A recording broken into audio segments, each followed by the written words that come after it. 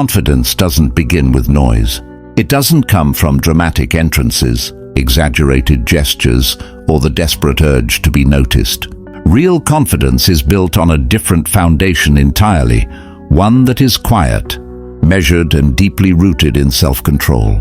It is the kind of presence that doesn't need to declare itself because it is already felt. And in a world where most people are constantly reacting, constantly broadcasting, constantly trying to prove something, this quiet confidence stands out like a lighthouse in a storm. There is a particular form of this confidence that has shaped leaders, negotiators, and strategic thinkers across history. It is the discipline of staying composed when others are unraveling, the ability to observe without rushing, to think without panicking, and to act only when the moment truly calls for it. This discipline is nonchalance, an intentional calm that signals you are not easily moved, not easily manipulated, and not easily drawn into the frenzy around you. Nonchalance is not indifference. It's not the dull apathy of someone who simply doesn't care. Rather, it's the deliberate choice to stay rooted when everything else tries to pull you off balance. It is a form of internal sovereignty, a calm authority that tells the world, my center belongs to me, not to the chaos around me. That sense of grounding is what separates people who react from people who lead, those who chase from those who attract, and those who crumble under pressure from those who quietly bend situations in their favor. Think of how most people behave when confronted with tension or discomfort. They panic. They explain themselves endlessly. They rush to defend their dignity, their intentions, their ego. They fill silence with words just to avoid uncertainty. They reveal their emotions before they've even understood them. They don't give themselves a moment to breathe, let alone to think strategically. And in that rush, they make themselves predictable. They sacrifice the advantage of clarity for the illusion of control. Nonchalance removes that vulnerability. Instead of scrambling to respond, the nonchalant individual allows silence to speak. Instead of rushing to prove something, they let others reveal themselves first. Instead of reacting emotionally, they observe with a calm that unsettles everyone else. Because when someone is quiet, composed, and unmoved, they become difficult to read. And what cannot be read cannot be easily controlled. This is where the real psychological shift happens. People naturally try to decode the emotions of others. They want to know if they've angered you, impressed you, threatened you, or gained your respect. They want a mirror reflecting their impact. But the nonchalant person refuses to be that mirror. They give no instant feedback, no emotional clues, no predictable tells. And that absence of reaction forces people into their own imagination. They begin to wonder, to second guess, to create narratives about your motives and intentions. Suddenly, even if you've said nothing, your silence becomes a presence. Your composure becomes a statement. This is why nonchalance can feel like a form of power. It doesn't dominate the room through force. It reshapes the emotional atmosphere simply by refusing to be swept into it. A person who remains calm when others expect intensity becomes the gravitational center of the interaction. People start adjusting their behavior around them. They lower their voices, choose their words more carefully, and react with more restraint. The nonchalant person doesn't chase influence. Influence drifts toward them. And this isn't just true in moments of conflict. In negotiations, the one who stays patient and unpressured almost always secures better outcomes. In relationships, the one who doesn't cling or attempt to force closeness gains more respect and desire. In leadership, the figure who remains composed during chaos inspires confidence from those who depend on them. Humans have always gravitated toward emotional stability because it signals clarity and strength. A calm mind suggests the ability to think rationally, to withstand adversity, and to act with intention rather than impulse. This is why Machiavelli wrote about the importance of appearing steady even when storms are raging. Behind the scenes, he understood that leaders are not judged only by their decisions, but by their demeanor.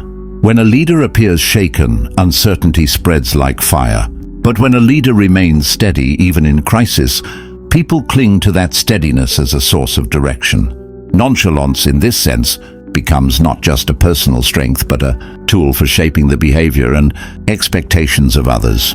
The power of nonchalance, however, is not merely in the outward appearance of stillness. It comes from what happens internally.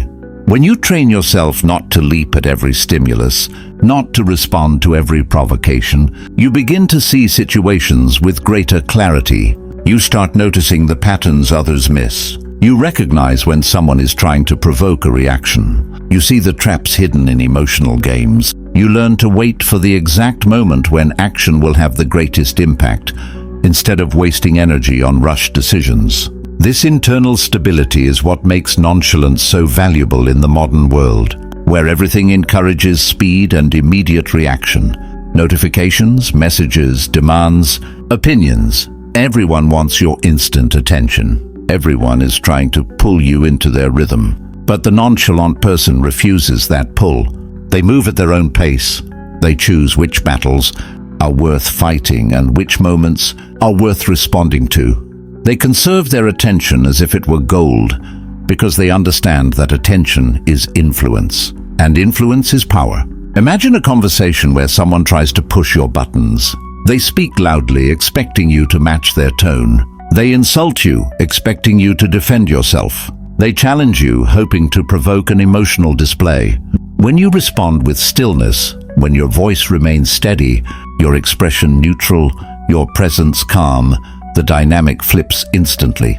The person trying to provoke you becomes the only emotional one in the room. Their tactics fall flat. Their rhythm falters. They become aware of their own lack of control. Your calm becomes their discomfort. And here lies one of the most misunderstood truths about nonchalance. It is active, not passive. It is not the absence of emotion. It is the command over it. It is not disengagement. It is selective engagement. It is a conscious decision to invest your emotional energy only where it produces meaningful results. Nonchalance requires strength, discipline, and awareness. It's easy to lash out. It's easy to panic. It's easy to over-explain yourself. What's difficult is holding your ground when your instincts tell you to rush. What's difficult is remaining still when your pride begs you to react. In this way, nonchalance becomes a form of emotional self-mastery. It teaches you to become your own anchor, to steady yourself instead of relying on the behavior of others. And when your stability comes from within, no one can take it from you. This stability becomes even more powerful when combined with controlled presence. Many people destroy the strength of their composure by exposing themselves too often. They talk excessively, reveal too much, or show up everywhere. But the power of nonchalance rests partly in scarcity. When your presence is not always guaranteed, it gains weight. When your words are not always flowing, they gain value. When your attention is not easily earned, it becomes something people work for. This makes your presence feel intentional rather than accidental. People begin to assume you are selective because your time is important. They assume you are calm because you know something they don't. They assume you are steady because you have strength they cannot yet measure. And in many cases, their assumptions elevate you beyond your own expectations. But nonchalance is tested most when things don't go your way, when you lose an opportunity, when someone criticizes you, when an outcome is not in your favor. Most people let their composure crack in these moments.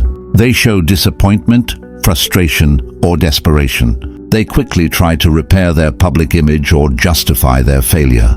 Yet true nonchalance remains consistent whether in victory or defeat. It accepts loss as part of the game, not as an attack on identity. And this consistency sends a message: you are not defined by individual moments. You are defined by your response to them. Remaining composed during loss doesn't mean pretending you aren't affected. It means refusing to let emotion negotiate on your behalf. You maintain perspective. You take the lesson and move forward. You deny others the satisfaction of seeing you destabilized. And in doing so, you gain a reputation that is impossible to fabricate, the reputation of being emotionally unshakable. And the truth is, people admire this more than they admit. They admire the one who doesn't crumble under tension. They admire the one who doesn't need applause to feel worthy. They admire the one who carries themselves with a quiet certainty. This admiration is not loud, but it is powerful. It shapes how people treat you, how they speak to you, and how they behave in your presence. As this reputation grows, something else begins to shift. People stop testing you as often. They stop pushing your boundaries. They stop trying to provoke you or challenge you because they already know the outcome. They know that your reactions are measured. They know that your emotions don't control you. They know that if you do respond, it will be intentional and decisive. And that is where the true strength of nonchalance lies, in the fact that you can act without appearing reactive, speak without appearing desperate, and decide without appearing pressured. You become someone who sets the tone rather than absorbs it, someone who shapes the rhythm rather than follows it, someone who influences the environment simply through the weight of their presence. Nonchalance becomes most potent when it is paired with timing. Not the timing of chance, but the timing of patience. Most people rush into action because they fear losing control. They believe that the first move will win them the advantage. But the truth is that most mistakes are made not from hesitation, but from haste. The person who can wait, not out of fear, but out of intention, holds a form of leverage that others cannot understand. They don't move until the moment is ripe. They don't speak until their words will land. They don't act until action can create the greatest shift. This is why in negotiations, the nonchalant person often secures terms better than those who press aggressively. Their calm forces others to fill the silence, to reveal their priorities, their concerns, their weaknesses. A negotiator who speaks too quickly gives away their position. A negotiator who holds steady makes the other side wonder what they're missing. And once someone begins to worry about what they don't know, they begin to compromise. Not because they must, but because uncertainty has begun to shape their fears. That same dynamic appears in personal relationships. When someone behaves with nonchalance, not coldness, but calm, it creates a sense of self-worth that others naturally respond to. People respect those who are not desperate for validation. They admire those who are not shaped by approval. They gravitate toward those who maintain their identity regardless of how others behave. The nonchalant person's energy says, "I am whole on my own." And humans are instinctively drawn to wholeness. They sense stability, and stability feels safe or intriguing, or both. But this is where many misunderstand the difference between confidence and detachment. Nonchalance is not a strategy for manipulation. It is not the art of pretending not to care in order to gain attention. It is the art of caring intentionally. When you care selectively, you protect the parts of yourself that matter most. You don't scatter your attention toward every external demand. You choose where your energy goes because you understand its value. And by doing so, you create a life that is more internally controlled than externally dictated. To reach this level of calm, you must begin by retraining the way your mind interprets urgency. Most people believe urgency is an objective truth, when in reality it is often just emotional pressure masquerading as necessity. When you pause before responding, you learn to separate real urgency from artificial urgency. That simple pause is the foundation of composure. It allows your logical mind to catch up with your emotional mind. It gives you the chance to decide whether a reaction is worth the cost. Most of the time it isn't. Once you begin practicing this pause, you notice how much more clearly you can see people's motives. You notice when someone is trying to rush you into a bad decision. You notice when someone is using emotional intensity to hide the weakness of their argument. You pick up on contradictions that would have been invisible in a state of panic. You spot insecurities in others that reveal their intentions before their words do. In short, your stillness becomes a lens, one that reveals the truth behind the noise. And yet, nonchalance also requires you to control how much of your own truth you reveal. People often share too much, too quickly, out of the desire to be liked or understood. But the more you expose, the more predictable you become. Predictability is comfortable, but it is not powerful. The most effective individuals in any field maintain a degree of mystery. not because they are hiding something, but because they understand that transparency should be earned, not given. When you reveal your thoughts only when necessary, your words carry more weight. People listen more carefully. They interpret more thoughtfully. They respect the moments when you choose to speak, because those moments are rare. This selective presence extends beyond conversation. If you are constantly available, people begin to take your time for granted. If you show up everywhere, your presence loses significance. But when you engage strategically, when you appear with purpose rather than habit, you create an unspoken message. I am here because I choose to be. That choice makes your presence stand out. It makes people adjust. It makes people pay attention. Scarcity is not just an economic principle. It is a psychological one. People value what they do not always have. However, the greatest test of nonchalance is not in public perception, but in private discipline. Anyone can maintain composure when the spotlight is on. The true test comes in the moments when anger rises, when disappointment hits, when someone insults you, when pressure builds beneath the surface. It is in these tiny, unseen moments that nonchalance is truly forged. When you choose stillness over impulse, when you choose patience over retaliation, when you choose silence over unnecessary words. Every one of these choices strengthens your internal command. Each moment becomes a small victory over the ego's desire to react. This internal discipline becomes invaluable when dealing with adversaries. Manipulators rely on your reactions. They rely on your emotions to guide their next move. They try to provoke, confuse, corner, or guilt you into responding on their terms. But when you remain steady, their tactics collapse. Their emotional weapons lose their power. Their strategies unravel. They become frustrated, then careless, then vulnerable. Your calm becomes the force that disarms them, not through aggression, but through refusal. A refusal to be pulled into their chaos, a refusal to let their emotional state dictate yours. Yet nonchalance is not just defensive, it has an offensive dimension as well. By appearing unbothered, you make others underestimate you. They assume you are disengaged. They assume you are uninvolved. They assume you are not paying attention. And these assumptions cause them to lower their guard. People reveal their intentions more freely around someone they believe to be harmless. They show their weaknesses. They speak without caution. They expose their strategies. And all the while, you are absorbing, assessing, preparing. There comes a moment in every strategic situation when action must be taken. And when a nonchalant person chooses that moment, it catches everyone off guard. Their action carries more impact precisely because no one expected it. Their move feels stronger because it is not surrounded by noise or build-up. It strikes with clarity, precision, and surprise.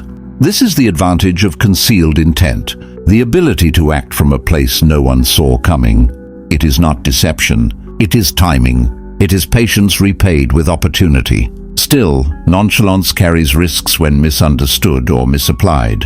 If you maintain too much distance, people may misinterpret your calm as disinterest or coldness. They may feel ignored, unvalued, or disconnected from you. In professional environments, this can lead to miscommunication. In personal relationships, it can damage trust. The key is not to remain silent at all times, but to choose moments of expression with intention. The strongest figures in history were not statues.